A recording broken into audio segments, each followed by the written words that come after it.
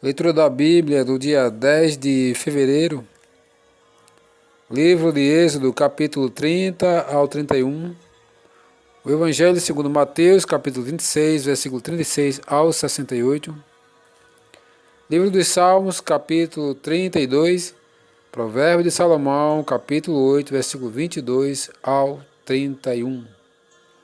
Seja muito bem-vindo ao canal Bíblia em Foco 66.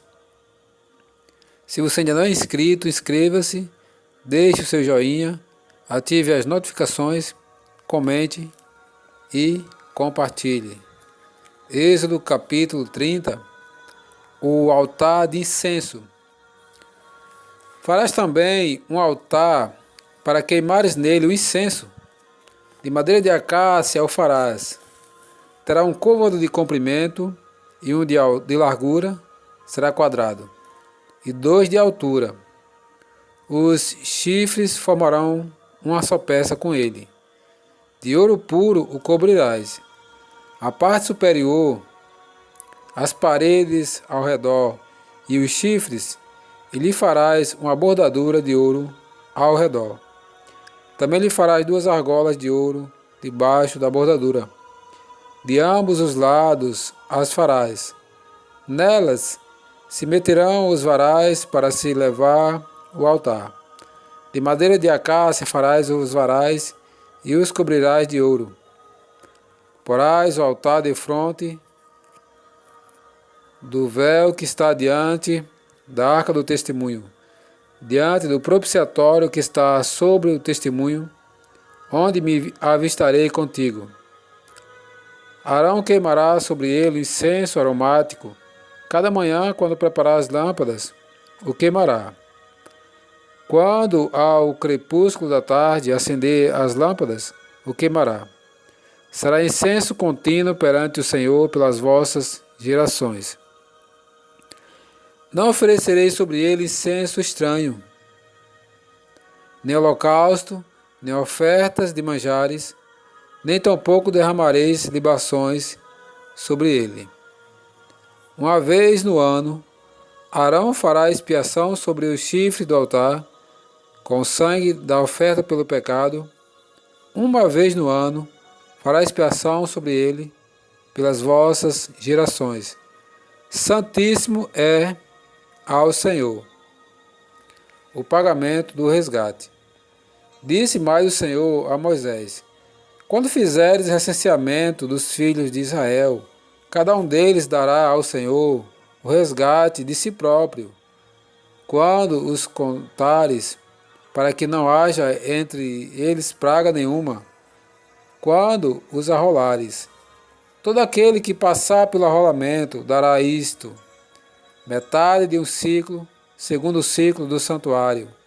Este ciclo é de 20 geras. A metade de um ciclo é a oferta ao Senhor. Qualquer que entrar no arrolamento de 20 anos para cima, dará a oferta ao Senhor. O rico não dará mais de meio ciclo, nem o pobre menos, quando derem a oferta ao Senhor, para fazerdes expiação pela vossa alma. Tomarás o dinheiro das expiações dos filhos de Israel e o darás ao serviço da tenda da congregação, e será para memória aos filhos de Israel, diante do Senhor, para fazerdes expiação pela vossa alma. A bacia de bronze. Disse mais o Senhor a Moisés: farás também uma bacia de bronze com seu suporte de bronze para lavar. Pô-la-ás entre as tendas da congregação e o altar, e deitarás água nela. Nela Arão e seus filhos lavarão as mãos e os pés. Quando entrarem na tenda da congregação, lavar-se-á com água, para que não morram. Ou quando se chegarem ao altar para ministrar, para acender a oferta queimada ao Senhor. Lavarão, pois, as mãos e os pés para que não morram. E isto lhe será por estatuto perpétuo a ele e a sua posteridade através de suas gerações. O óleo da santa unção. Disse mais o Senhor a Moisés: Tu, pois, toma das mais excelentes especiarias, de mirra fluída 500 ciclos, de cinamon odoroso a metade, a saber 250 ciclos, e de cálamo aromático 250 ciclos, e de cássia 500 ciclos, segundo o ciclo do santuário, e de azeite de oliveira 1 hin. Disto farás o óleo sagrado para a unção. O perfume composto segundo a arte do perfumista, este será o óleo sagrado da unção. Com ele ungirás a tenda da congregação e a arca do testemunho, e a mesa com todos os seus utensílios, e o candelabro com os seus utensílios, e o altar do incenso, e o altar do holocausto com todos os utensílios, e a bacia com o seu suporte. Assim consagrarás estas coisas para que sejam santíssimas. Tudo que tocar nelas será santo. Também ungirás Arão e seus filhos, e os consagrarás para que me oficiem como sacerdotes. Dirás aos filhos de Israel: Este me será o óleo sagrado da unção nas vossas gerações. Não se ungirá com ele o corpo de homem que não seja sacerdote, nem fareis outro semelhante, da mesma composição. É santo e será santo para vós outros. Qualquer que compuser óleo igual a este, ou dele puser sobre um estranho, será eliminado do seu povo. O incenso sagrado. Disse mais o Senhor a Moisés: Toma substâncias odoríferas, estoraque, ônica e gálbano, estes aromatas com incenso puro, cada um de igual peso. E disto farás incenso, perfume segundo a arte de perfumista, temperado com sal puro e santo. Uma parte dele reduzirás a pó e o porás diante do testemunho da tenda da congregação, onde me avistarei contigo. Será para vós outros santíssimo. Porém o incenso que me fareis segundo a composição deste, não o fareis para vós mesmos. Santo será para o Senhor. Quem fizer tal como este para o cheirar, será eliminado do seu povo. Os artífices da obra do tabernáculo. Êxodo capítulo 31. Disse mais o Senhor a Moisés: Eis que chamei pelo nome a Bezalel, filho de Uri, filho de U, da tribo de Judá, e o enchi do Espírito de Deus, de habilidade, de inteligência e de conhecimento em todo artifício, para elaborar desenhos e trabalhar em ouro, em prata e em bronze, para a lapidação de pedras de engaste, para entalho de madeira, para toda obra, para toda sorte de lavores. Eis que lhe dei por companheiro a Oliabe, filho de Aizamaque, da tribo de Dan, e dei habilidade a todos os homens hábeis para que me façam tudo o que tenho ordenado. A tenda da congregação e a arca do testemunho e o propiciatório que está por cima dela, e todos os pertences da tenda, e a mesa com seus utensílios, e o candelabro de ouro puro com todos os seus utensílios, e o altar do incenso, e o altar do holocausto com todos os seus utensílios, e a bacia com seu suporte, e as vestes finamente tecidas, e as vestes sagradas do sacerdote Arão, e as vestes de seus filhos para oficiarem como sacerdote, e o óleo da unção, e o incenso aromático para o santuário. Eles farão tudo segundo tenho ordenado. O sábado santo e as 2 tábuas do testemunho. Disse mais o Senhor a Moisés: Tu, pois, falarás aos filhos de Israel, e lhe dirás: Certamente guardareis os meus sábados, pois é sinal entre mim e vós nas vossas gerações, para que saibais que eu sou o Senhor, que vos santifica. Portanto, guardareis o sábado, porque é santo para vós outros. Aquele que o profanar morrerá, pois qualquer que nele fizer alguma obra será eliminado do meio do seu povo.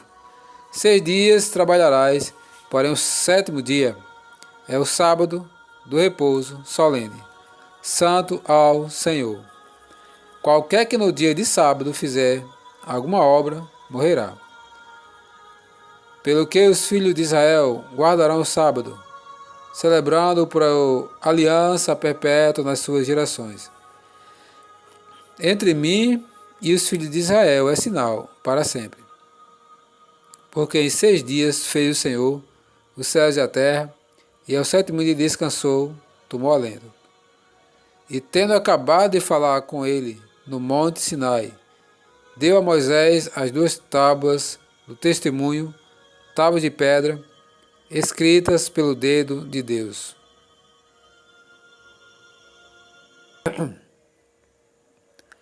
O Evangelho segundo Mateus, capítulo 26, versículo 36 ao 68. Jesus no Getsemane. Em seguida foi Jesus com eles a um lugar chamado Getsemane e disse aos seus discípulos: assentai-vos aqui enquanto eu vou ali orar. E levando consigo a Pedro e aos 2 irmãos, aos 2 filhos de Zebedeu, começou a entristecer-se e a angustiar-se. Então lhes disse: a minha alma está profundamente triste até a morte. Ficai aqui e vigiai comigo. Adiantando-se um pouco, prostrou-se sobre o seu rosto, orando e dizendo: meu Pai, se possível, passe de mim este cálice. Todavia não seja como eu quero, e sim como tu queres.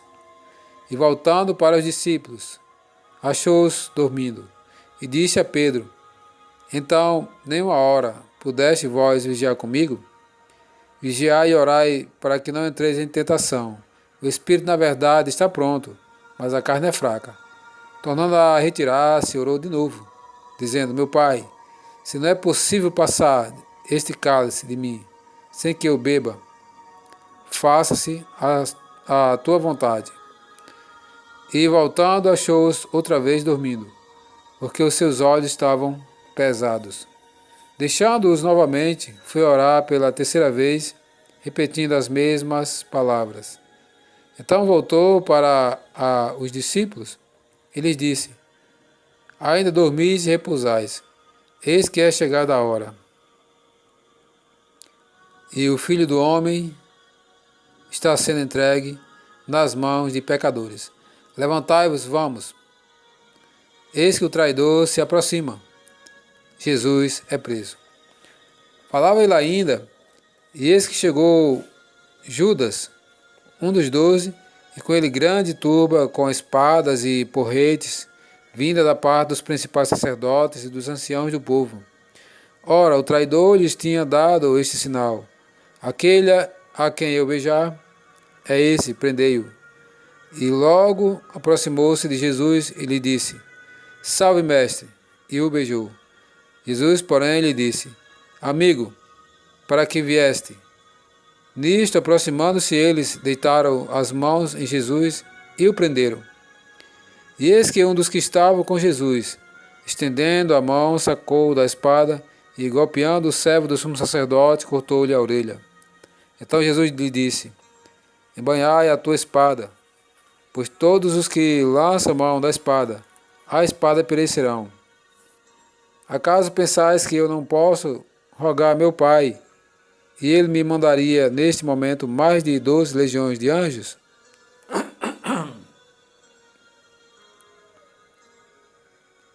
Como, pois, se cumpririam as Escrituras, segundo as quais assim deve suceder? Naquele momento, disse Jesus às multidões: saístes com espadas e porretes para prender-me, como a um salteador? Todos os dias, no templo, eu me assentava convosco, ensinando, e não me prendestes. Tudo isto, porém, aconteceu para que se cumprisse as Escrituras dos profetas. Então os discípulos todos deixando-o, fugiram. Jesus perante o Sinédrio. E os que prenderam Jesus o levaram à casa de Caifás, o sumo sacerdote, onde se haviam reunido os escribas e os anciãos. Mas Pedro o seguia de longe até ao pátio do sumo sacerdote, e tendo entrado, sentou-se entre os serventuários para ver o fim. Ora, os principais sacerdotes e todo o sinédrio procuravam algum testemunho falso contra Jesus, a fim de condenarem à morte. E não acharam, apesar de se terem apresentado muitas testemunhas falsas. Mas, afinal, compareceram duas, afirmando: Este disse: Posso destruir o santuário de Deus e reedificá-lo em 3 dias. E, levantando-se o sumo sacerdote, perguntou a Jesus: Nada respondes ao que este depõe contra ti? Jesus, porém, guardou silêncio. E o sumo sacerdote lhe disse: Eu te conjuro pelo Deus vivo, que nos digas se tu és o Cristo, o Filho de Deus. Respondeu Jesus: Tu o disseste. Entretanto, eu vos declaro que desde agora vereis o Filho do Homem assentado à direita do Todo-Poderoso e vindo sobre as nuvens do céu.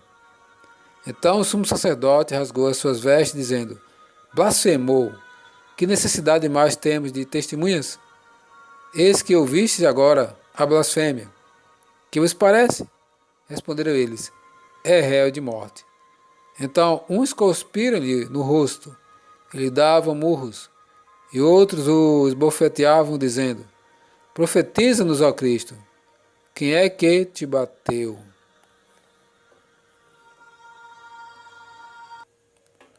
Livro dos Salmos, Salmos capítulo 32, Salmo de Davi, Salmo didático, a bem-aventurança de quem recebe o perdão. Bem-aventurado aquele cuja iniquidade é perdoada, cujo pecado é coberto. Bem-aventurado o homem a quem o Senhor não atribui iniquidade, e em cujo espírito não há dolo. Enquanto calei os meus pecados, envelheceram os meus ossos, pelos meus constantes gemidos todo dia, porque a tua mão pesava dia e noite sobre mim, e o meu vigor se tornou em sequidão de estio. Confessei-te o meu pecado, e a minha iniquidade não mais ocultei. Disse: Confessarei ao Senhor as minhas transgressões, e tu perdoaste a iniquidade do meu pecado. Sendo assim, todo homem piedoso te fará súplicas, em tempo de poder encontrar-te. Com efeito, quando transbordarem muitas águas, não o atingirão. Tu és o meu esconderijo, tu me preservas da tribulação, e me cercas de alegres cantos de livramento. Instruir-te-ei, e te ensinarei o caminho que deves seguir, e sob as minhas vistas te darei conselho.